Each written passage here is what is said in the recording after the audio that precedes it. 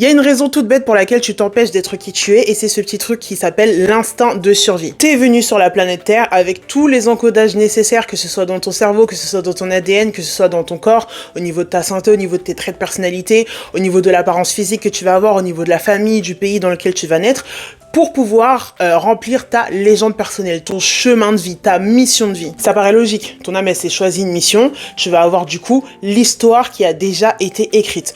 Pourquoi du coup est-ce que tu arrives à 24 ans et tu te rends compte que tu es une énorme people pleaser et tu as énormément de mal à être toi-même?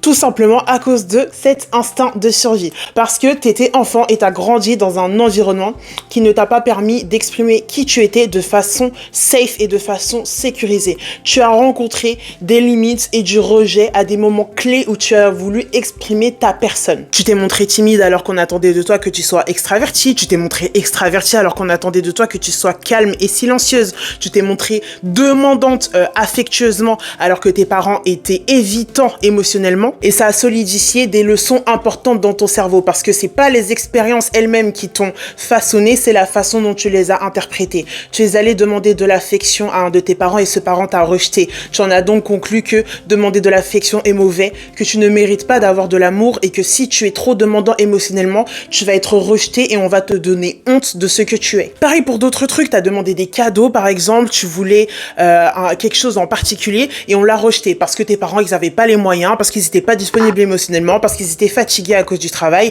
et tu en as tiré des conclusions avec ton petit cerveau de petit enfant. C'est normal, c'est parce que nous sommes des animaux et on a le petit truc qui s'appelle le cerveau reptilien qui réagit juste aux stimuli les plus basiques de la vie. Tu veux à manger, tu veux à boire, tu veux dormir et tu veux des câlins. C'est vraiment la base de ton cerveau. Si tu ne reçois pas ces choses-là, ça peut s'ancrer dans ton cerveau de façon extrêmement intense et surtout de façon durable parce que une fois que cette expérience a été vécue et qu'elle a été vécue de façon particulièrement négative, elle reste ancrée là-dedans et elle peut modifier, elle peut façonner toutes les autres expériences de ta vie. Une fois que ton cerveau, il se focus sur cette expérience comme étant une réalité, il va continuer à se focus dessus jusqu'à la fin de ta vie pour pouvoir continuer à se prouver que cette chose-là est vraie parce que ton ego, il a plus envie de savoir qu'il a raison plutôt que de se sentir bien. C'est stupide, mais c'est comme ça. La bonne nouvelle avec ce truc du cerveau reptilien, du machin et tout, c'est que comme on a dit, on est des animaux. Qu'est-ce qu'on peut faire avec un animal ?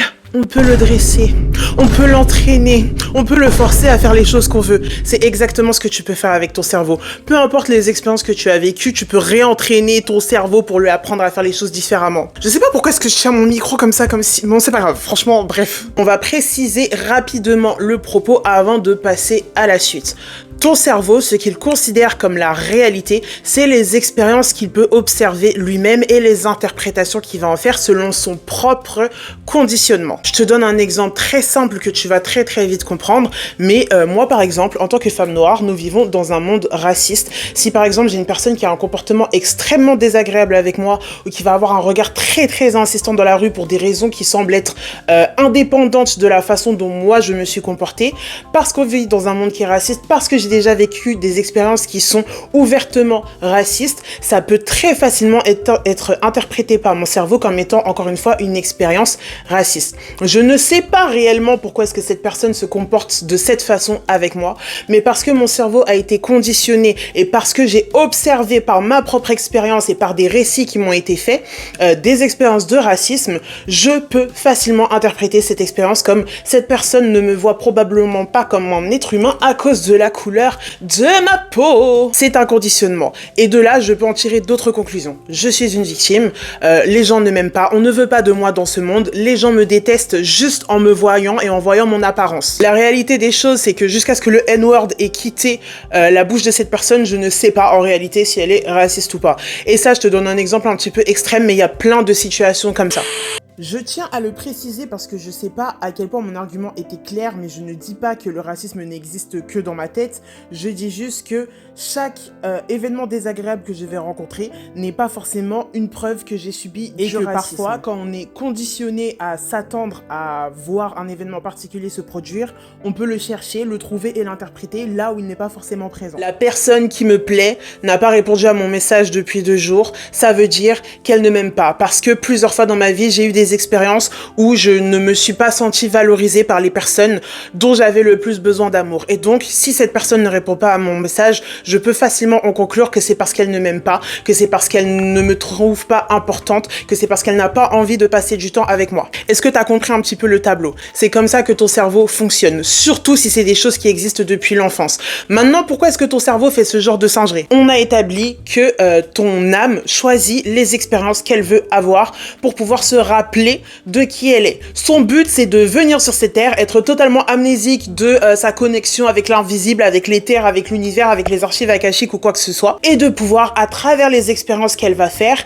se rappeler de qui elle est. Parce que c'est là le plaisir de l'existence humaine, c'est de se rappeler de qui elle est. Et donc, tu vas choisir des expériences, des épreuves qui vont te permettre de les traverser du coup et de retrouver cette joie de te rappeler de qui tu es. Tu n'es donc pas une victime des circonstances de ta vie, mais l'auteur et le metteur en scène de tes pires malheurs comme de tes meilleures joies. Ce qui peut se passer malheureusement, c'est que comme on vit dans un monde qui est assez déconnecté de sa spiritualité et qui est lui-même régi par des lois comme le capitalisme, comme le racisme, comme le sexisme, comme l'homophobie, ce genre de choses, ça peut être extrêmement difficile de faire cette reconnexion à soi-même. Mais après, on est dans l'âge du Verseau et tout, ça commence à venir de plus en plus. C'est des conversations qui a de plus en plus la spiritualité, l'ésotérisme, les vies passées, la réflexion, la connaissance de soi. Ce qui se passe quand t'as personne pour te guider, quand t'as personne pour te rappeler que ce que t'es en train de vivre là, c'est juste une scène du film de ta vie que tu as écrit, tu te mets à penser que ces choses-là sont personnelles parce que tu as oublié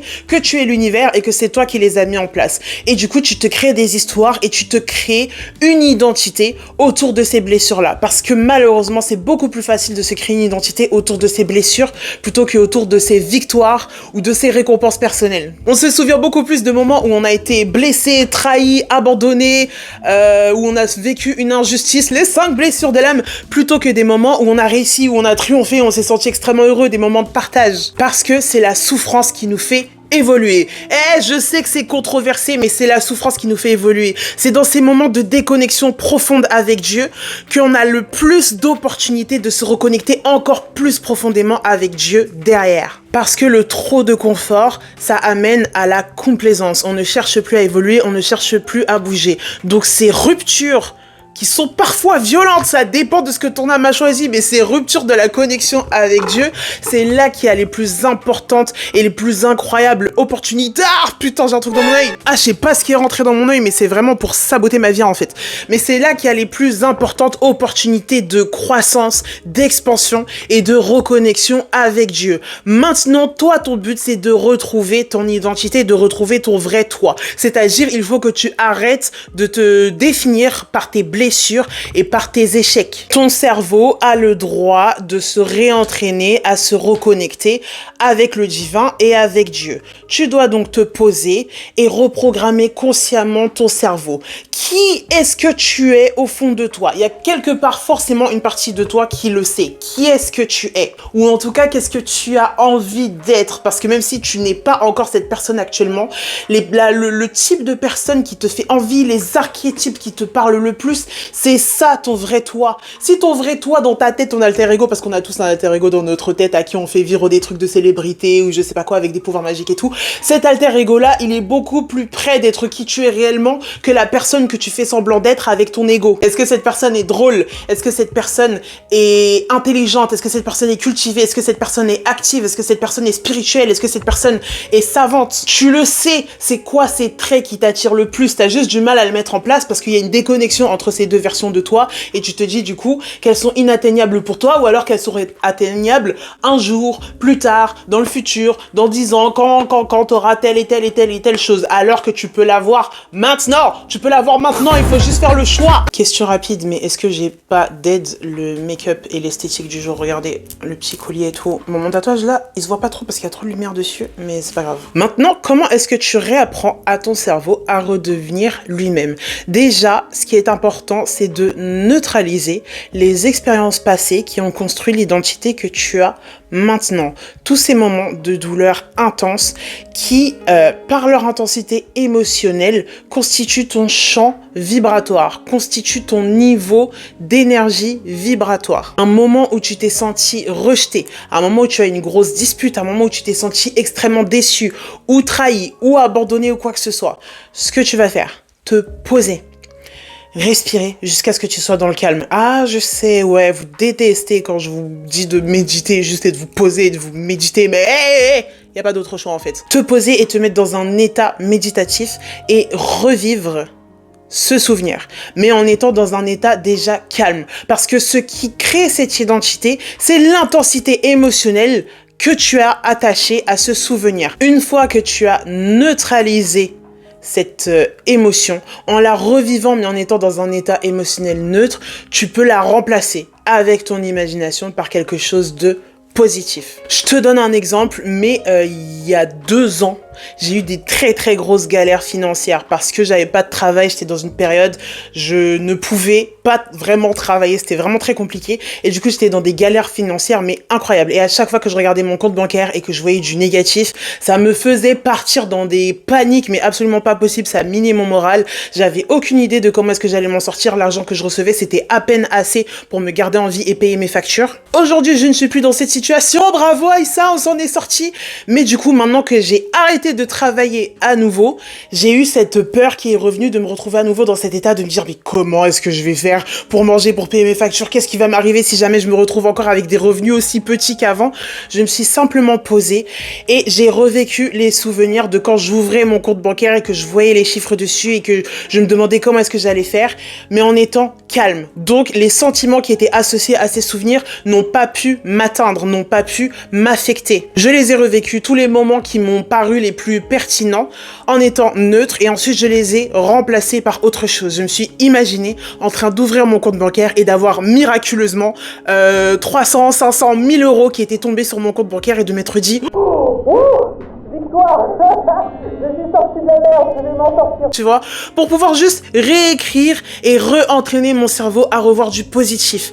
Comme ça, les prochaines fois que je vais ouvrir mon compte bancaire, peu importe qu'il y ait beaucoup d'argent dessus ou qu'il n'y ait pas beaucoup d'argent dessus, je sais que je saurai être neutre parce qu'il n'y a pas une forte expérience sentimentale négative qui est accrochée à l'action de juste regarder mon compte bancaire parce qu'il faut bien que je le fasse dans tous les cas. Réécrire tes souvenirs douloureux en incarnant dans ces souvenirs la personne que tu souhaites devenir va te rapprocher, mais tellement rapidement de cette version de toi rêvée, parce que ton cerveau, il fait juste pas la différence entre ce qui est vrai et ce qui est faux. Il fait pas la différence tant qu'il y a des sentiments qui sont attachés à ça, il va décider que c'est alors ce qui crée la réalité, pas les pensées, les émotions. Et ça, c'est quelque chose dont je parle très souvent. Même dans les archives akashiques, les moments les plus clés de ton âme, c'est pas des pensées, c'est des émotions. J'en ai parlé d'ailleurs dans une de mes vidéos il y a pas longtemps sur les... Enfin, il y a pas longtemps. Ça commence à faire longtemps parce que j'ai pas publié depuis un moment. Mais sur les archives akashiques et sur ce que c'est qu'un nettoyage karmique, du coup, un nettoyage akashique. Parce que quand on crée des contrats akashiques de façon inconsciente, c'est juste qu'on a une expérience émotionnelle tellement puissante et tellement intense que ça nous fait signer un contrat. Voilà. Par exemple, par rapport à l'argent, par rapport à la visibilité, par rapport à l'amour, où on vit une expérience tellement violente qu'on se dit « je ne veux plus jamais vivre ça, alors je vais en conclure que cette chose est dangereuse pour moi, qu'elle n'est pas pour moi, que je n'ai pas le droit d'y avoir accès. L'argent, l'amour, la sécurité. » Et donc, dans toutes les vies que je vais vivre, que je vis actuellement, que je vis à travers l'univers, ce sera ce contrat qui est actif. Et donc, pour pouvoir remplacer ce contrat-là, juste tu fais un nettoyage akashique, ou moi, en tant que... voilà, professionnel des archives akashiques, je réécris ce contrat-là pour neutraliser cette expérience. C'est littéralement du travail ésotérique, c'est du travail alchimique, c'est du travail de transformation. Et ça paraît bête comme ça, mais l'alchimie, ça peut être aussi simple que ça. Transformer un souvenir négatif en un souvenir positif. Et dernièrement, comme exercice que tu peux faire pour t'aider justement à incarner la réelle version de toi, sans les blessures du coup que tu auras enlevées chirurgicalement avec ce petit exercice simple, ça va être d'écrire les traits les plus désirables chez ta version de toi rêvée et d'écrire les meilleurs traits que tu as déjà actuellement chez toi. Ça va déjà te permettre de voir que t'es pas si loin que ça de cette personne parce qu'on se juge tous extrêmement agressivement, extrêmement méchamment. C'est le juge intérieur dont parlait... comment il s'appelle déjà? Celui qui a écrit les 4 accords Toltec, je suis désolée, je me rappelle plus de son nom. Faire cette liste, ça va te permettre de voir que tu as déjà les bases pour devenir la personne que tu veux être. C'est pas une version de toi qui est complètement différente, c'est juste des petits tweaks à gauche, à droite que tu dois faire pour pouvoir incarner cette version de toi encore plus pleinement.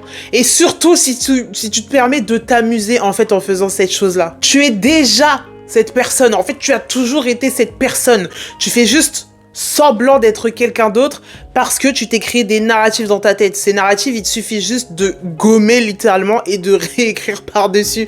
C'est ça qui va te permettre de vraiment devenir la vraie version de toi. J'espère que cette vidéo était pas trop confuse. Si vous avez des questions, posez-les-moi dans les commentaires. Je peux étendre sur certains points. Suivez-moi sur TikTok et sur Instagram. Et si le cœur vous en dit, si vous avez envie de rester connecté avec moi et avec la petite communauté de mes écoles ésotériques, je vous invite à cliquer sur le lien dans la bio pour rejoindre notre Discord. Tu choisis le tiers que tu veux à travers mon Ko-fi, celui qui te permet juste d'accéder au Discord et d'avoir des petites vidéos behind the scenes, celui qui te permet d'avoir des tirages de cartes, aucun rapport, hein, mais des tirages de cartes réguliers, ou celui qui te permet d'avoir accès à plus d'éducation ésotérique de ma part. Tu as accès au Discord, on reste connecté et je remercie déjà les membres actuels de la communauté draconique, Tadjo et Ness qui permettent de garder la chaîne YouTube en vie.